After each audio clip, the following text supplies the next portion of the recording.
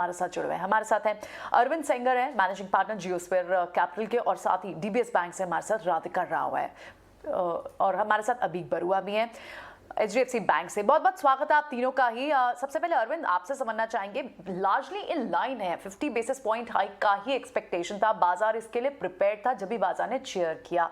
लेकिन एक चीज और बड़ी जो बाजार को शायद पसंद आई वो इन्वेस्टर्स को ये थी, या investors were at a ease की इन्फ्लेशन को तो यहाँ टेम करने की कोशिश की जा रही है विदाउट ट्रिगरिंग अ रिसेशन। क्या आपके लिए भी ये बड़ा वॉच आउट पॉइंट रहा?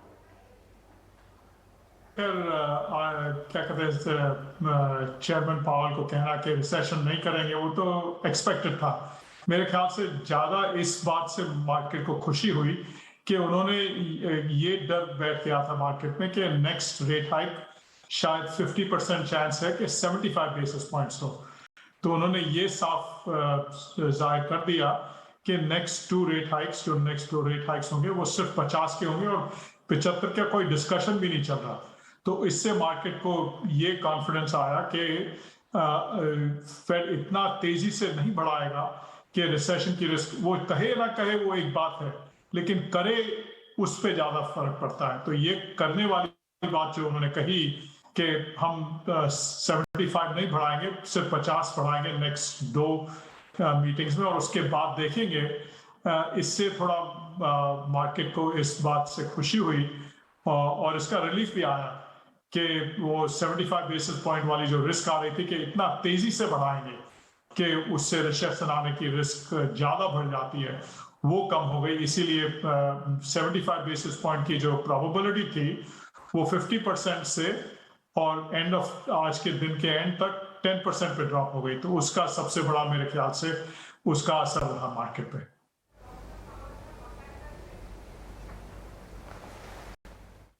अरविंद जी, मैं अभी आपके पास वापस लौट के आऊँगा।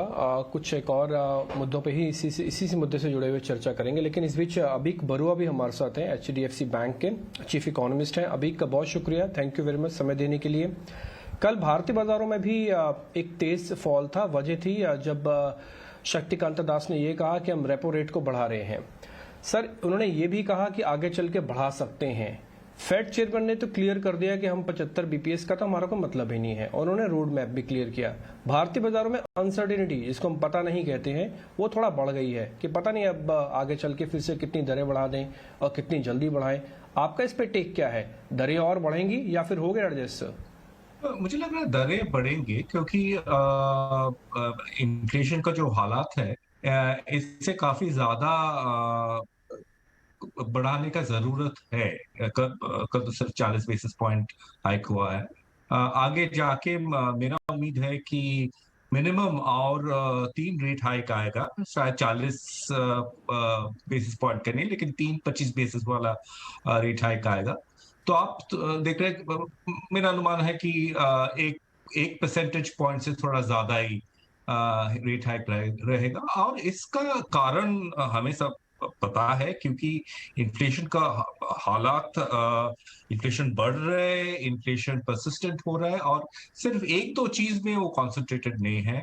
पेट्रोल डीजल के प्राइस बढ़े हैं, फूड प्राइसेस भी बढ़े हैं, लेकिन दूसरा जो आप कोर बास्केट में जो कोर बास्केट जो हम देखते हैं, दूसरा सारे चीज उसमें भी बहुत स्टिकी इन्फ्लेशन रहे हैं। और एक तो ये अनसर्टनिटी का जो मामला है, इसमें मेरा कहना है कि क्या चेंज हुआ अप्रैल का पॉलिसी और कल के बीच, जिसके कारण आरबीआई ने ये सडन पॉलिसी हाइक किया है। मेरा मानना है कि 2 चीज या 3 चीज इसके पीछे रहा। एक, देखिए, अप्रैल का जो मार्च का जो इन्फ्लेशन प्रिंट आया वो मॉनेटरी पॉलिसी के बाद आया, और वो मार्केट का उम्मीद या आरबीआई के फोरकास्ट से काफी ज्यादा था। मार्केट का उम्मीद था 6.20 या 6.30, आया 7%। मुझे लग रहा है कि आरबीआई का पता है कि अप्रैल का जो आंकड़ा आएगा वो शायद बहुत ही ज्यादा रहेगा, शायद 7.5 के ऊपर भी हो सकता है। तो एक तो मार्केट का व्यू था जो हम शायद भूल रहे कि RBI has fallen behind the curve. तो अगर ये कैचअप उन्होंने मिड पॉलिसी मिड साइकिल में क्या है, तो एक तरह से मार्केट को थोड़ा सा कॉन्फिडेंस मिलना चाहिए कि आरबीआई इन्फ्लेशन को भूल नहीं चुके हैं, वो एक्टिवली फाइट कर रहे हैं। और मेरा जो इंटरेक्शन हुआ है फॉरेन इन्वेस्टर्स से, उसमें से सबसे बड़ा खतरा कई जिन्होंने बताया कि the RBI has fallen behind the curve, वो इन्फ्लेशन को उतना इम्पोर्टेंस नहीं दे रहे। सो ठीक है, दो तीन दिन या एक हफ्ता में थोड़ा सा टर्बुलेंस रहेगा, लेकिन मुझे लग रहा है रणनीति साफ है। कल जो पैंडेमिक के वजह से जो कट हुआ था वो रिवर्स हो चुका है।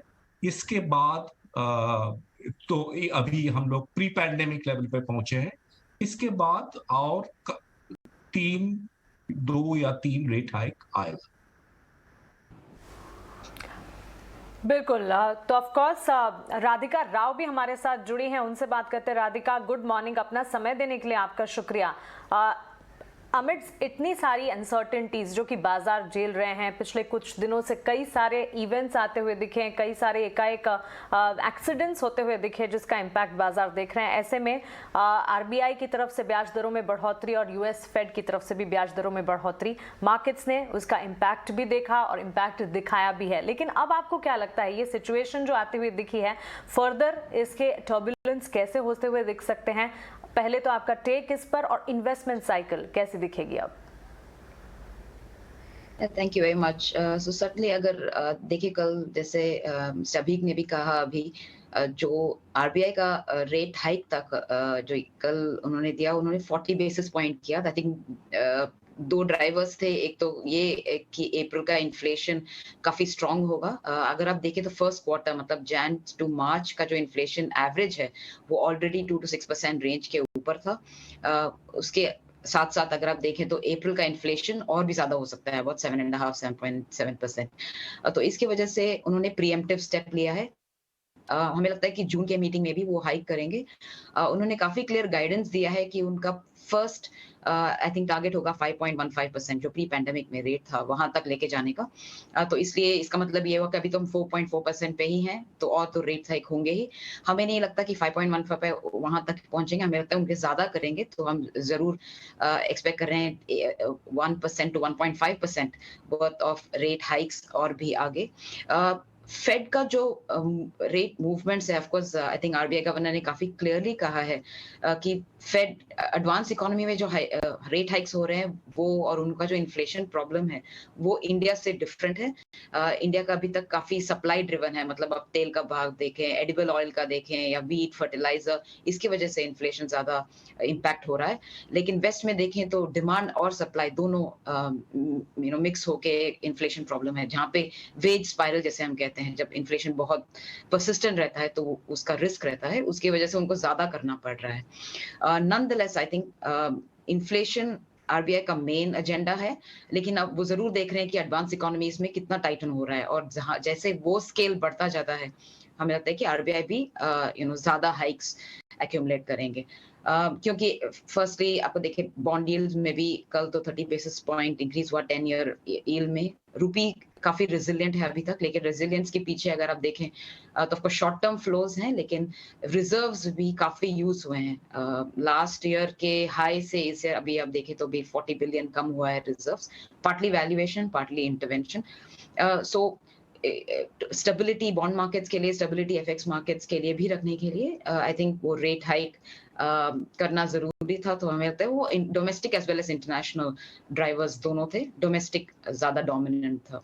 अब अभी आप पूछ रहे हैं आगे क्या होगा। सर्टेनली आई थिंक एनवायरनमेंट काफी अनसर्टन है, क्योंकि वन ऑफ द ड्राइवर्स जिसकी वजह से अनसर्टन है उसका ही स्टिल इवॉल्विंग है। जैसे आप बोल रहे हैं कि यूक्रेन रशिया, अभी ऐसा है कि 9th मई अर्ली मई में अर्ली नेक्स्ट वीक ये हो सकता है कि वॉर और भी ज्यादा हो, अगर वो होगा तो कमोडिटी प्राइस पे क्या प्रेशर होगा वो भी देखा जाएगा। एट द सेम टाइम जो चाइना है वो भी Covid strategy, zero Covid strategy adopt कर रहे हैं, जिसकी वजह से सप्लाई चेन ब्लॉकेजेस हो रहे हैं, जिसकी वजह से और भी इन्फ्लेशनर हो रहे हैं। तो ओवरऑल आई थिंक पहले ऐसा लग रहा था कि एशिया स्लो जाएगा, यूएस बहुत फास्ट जाएगा। अभी हमें लगता है कि यूएस तो फास्ट जाएगा ही रेट हाइक्स के लिए, लेकिन एशिया भी पहले के एक्सपेक्टेशन से उनका ज्यादा हाइक्स होगा।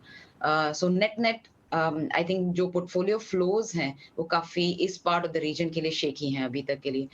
बॉन्ड मार्केट स्पेसिफिकली बिकॉज वो ज्यादा रेट सेंसिटिव होते हैं, बट एज वेल एज जैसे हमने देखा इंडिया में इक्विटी मार्केट्स भी, ऑफ कोर्स फेड का हाइक नहीं था उतना, I think cost of capital ज्यादा होगा, ये सब डर बनता है। इसकी वजह से पोर्टफोलियो फ्लोज आई थिंक ज्यादा इम्पैक्ट होंगे, इसलिए सेंट्रल बैंक ने काफी on the curve kind of decision लिया है, जो जैसे उन्होंने जून तक वेट नहीं किया, ऑलरेडी वो हाइक करना शुरू कर चुके हैं। ठीक है राधिका, बहुत शुक्रिया आपका आज कार्यक्रम में जुड़ने के लिए। अभी का आपका भी बहुत बहुत शुक्रिया, समय निकाला आपने। अरविंद जी आपका भी बहुत बहुत शुक्रिया, थैंक यू।